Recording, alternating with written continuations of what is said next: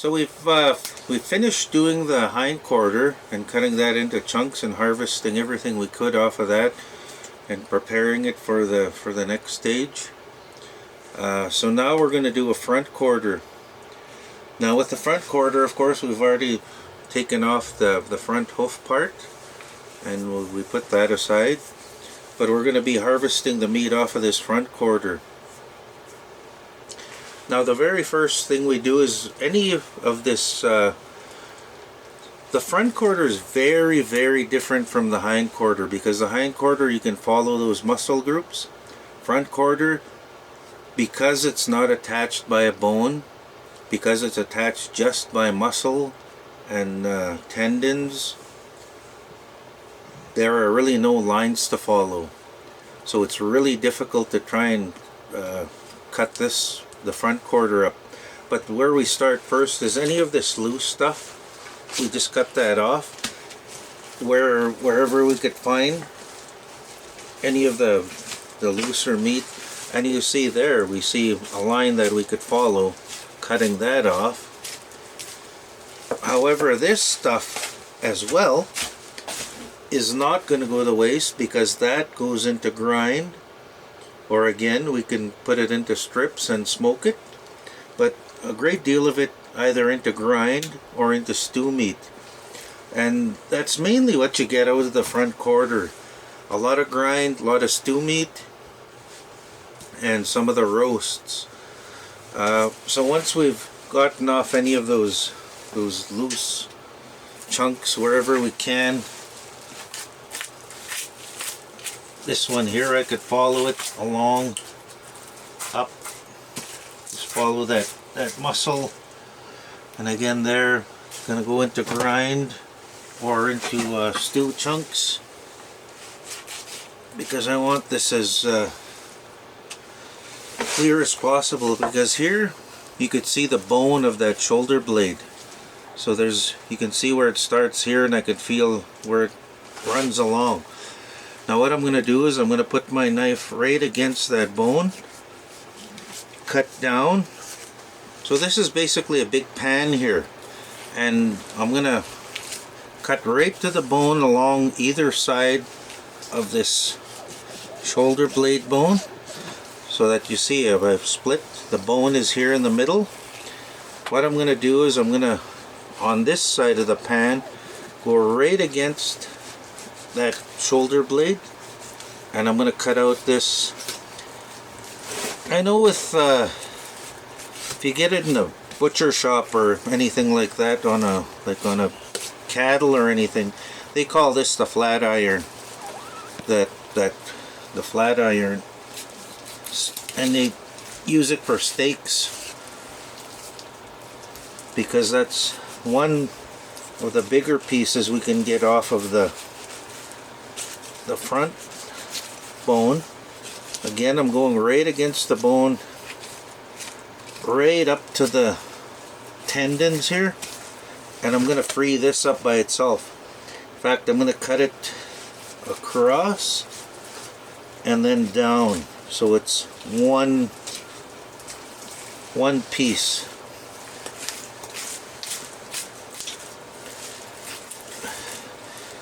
So that is what they'd call the flat iron. So again, there, we clean it up later, but I'm going to set that aside. Now from here I could feel the bone, and I'm going to make a cut right along this bone, following the bone itself, and I'm going to kind of cut straight down along that bone. So I cut along the bone right to the joint, and I'm going to kind of look at maybe like a 45-degree angle or a straight angle from here, straight up, and just cut through there and separate that chunk by itself.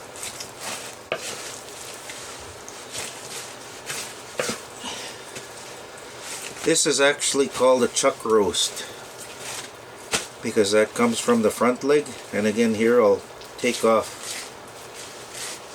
anything on the back. And again, something like that is good for grind or stew meat.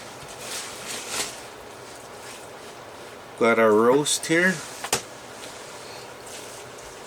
This one as well is part of that chuck, or that another good roast piece. So I'm gonna kind of make a triangle here, and I'm gonna cut that out separately again.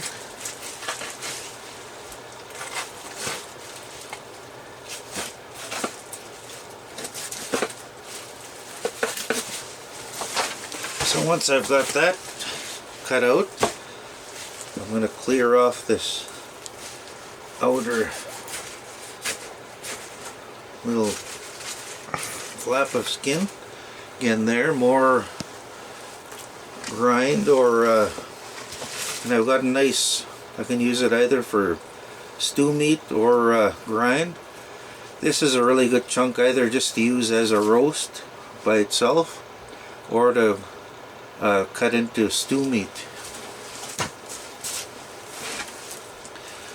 Now from here, I'm going to try and get at this joint here, because before I cut the rest of this meat off, I want to separate this lower, this muscle, this bone by itself. So again, I'm just using a tip of my knife, feel my way through the connecting cartilage.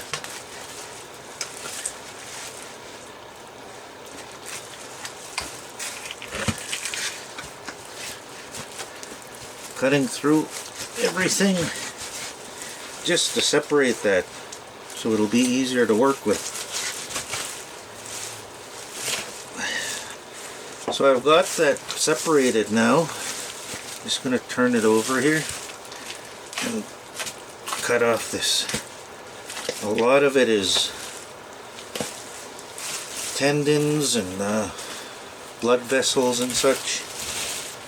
So again, as I'm going, I just clear off this moose hair and grass and whatever. But of course, again, we clean it much better later. So I've got this whole shoulder blade cleared out. Now I want to try and clean that off and cut as much meat off of it as I can. So I'm going right against the bone. Again here, and I'm just gonna go put my knife flat and go along that bone. Clear off all of the meat I can.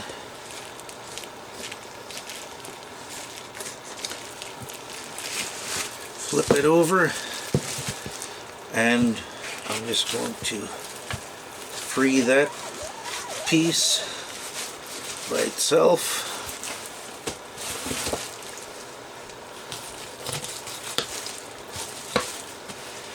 Again there, once I clean this up, either stew meat or grind. This, I'm going to go again and cut right against the bone to get all of the meat off of there. Because we want to use as much as possible, because remember, this animal gave its life for us, so we're not going to waste it. With Nihilak, it has nothing to do with trying to get as much as we can so we can, say, make money or something.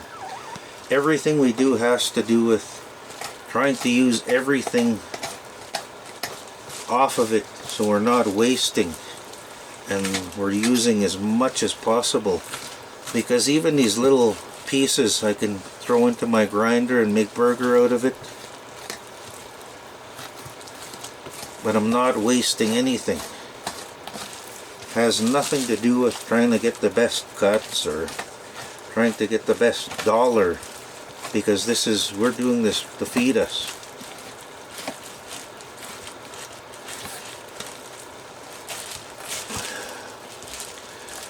So in keeping with that, like I said, we want this as clean as possible. Take off all the meat possible. All of this again more than likely going to go into my grind. In fact, it's so much to the point where we use, everything has a use. We even use this bone. Now of course we don't eat it or anything like that because it's just bone. But what I'll do with this now is I'm going to put it outside where the birds and the little critters are, and they're going to pick all of this meat off. So I'm going to not only feed those other little critters and little birds that will pick this off, but they're going to do it for a purpose, because we actually use this. And those that have watched the moose calling video will see me use this bone when I'm moose calling as a noise maker for to sound like an antler. So this also gets used, repurposed, not going to waste. So now I take the rest of what I've got here, and I'm just going to separate this other joint here. And this one's a little, it's got a little turn on it, so you kind of go from the bottom and then over, and you can separate that joint. A lot of it has to do with just taking your time and using your knife to feel where the connecting joints are, because this joint actually goes in kind of a curve here.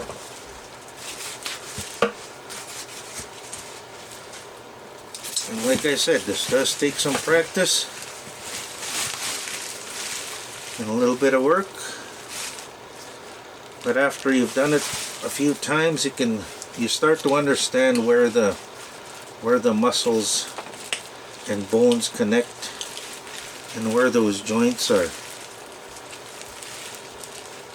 And you can even feel them when you just turn the joints.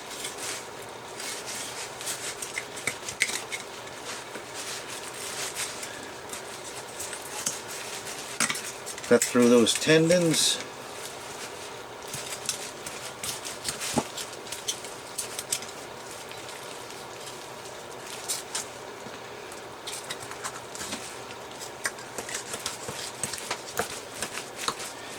Some of those tendons are really thick. Remember, they are muscle, so they're kind of hard to cut through. And that's what I'm trying to cut right now, is that tendon that's really thick in there. So I've got it mostly freed here. I'm just gonna give it a little turn here, finish cutting through that connecting tendon, and I've separated that. This again, clean it off as much as I can.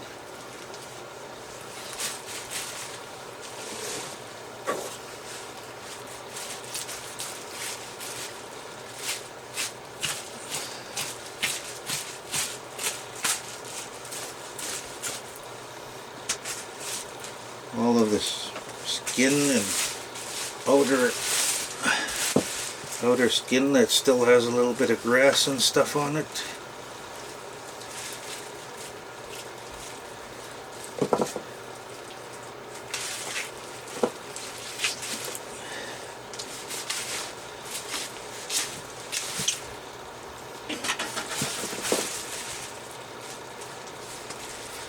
Because with this, again, what I'm going to do is I'm going to be making those shank roasts. So again, I'm going to let this firm up, because you see right now the meat is still fresh, so it's very jiggly and hard to cut. If I tried cutting that into roast right now, it would just fall apart. So I'm going to let this cool right down and firm up. After it's been sitting for a while, it's going to get really firm, And then I could put it on my saw and easily cut this into shank roasts. Now here, I'm going to take off all the meat that I can. And again here, there's no special way to cut it with a front quarter. Just because it's near impossible to follow those muscle groups. So I just, where I can follow a muscle group, I will. But it's not easy on the front quarter.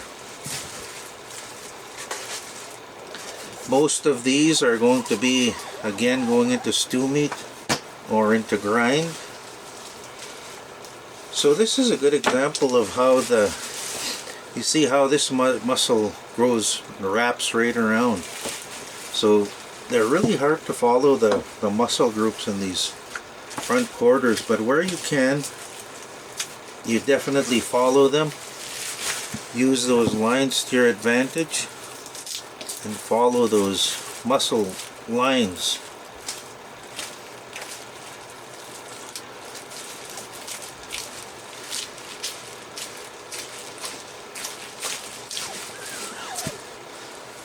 And again there, that's that muscle that was wrapped around.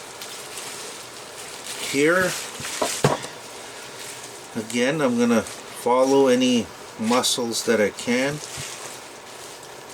and just separate those larger pieces of meat. Take off as much hair as I can as I'm going so it'll be easier to wash later. But I'm just following any muscle I could possibly follow to separate those chunks.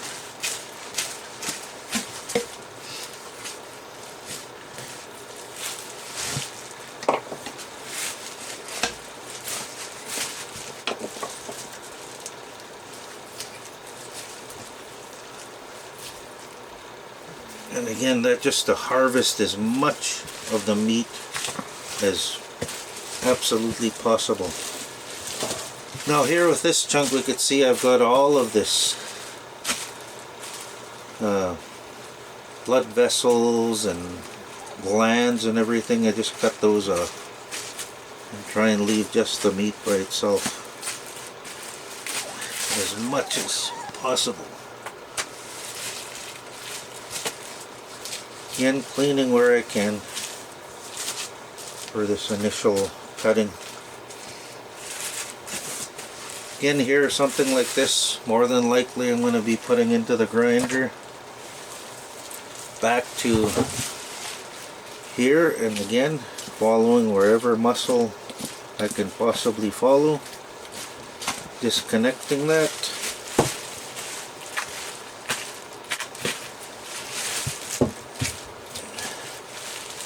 Yeah, tendon there. So this is another piece where I was telling you where we just cut them into strips, because this is a lot of muscle there. So those we'd normally smoke and then use them as our, what I was talking about, those moose bolognas. Continue taking off whatever meat I can off of here. Anything I take off of here now will definitely be going into the grind, just because it's a lot of muscle and there's really nothing big enough to really put into like any even stew meat. There's not enough chunks on there. So I'm just basically just cleaning to the bone right now.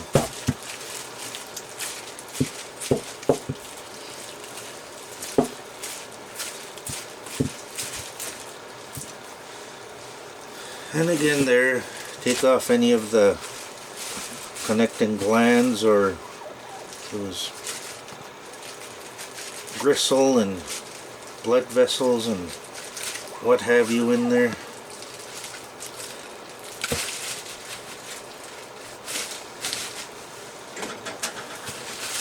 And whatever I can in there that's mostly gristle, and that can be utilized.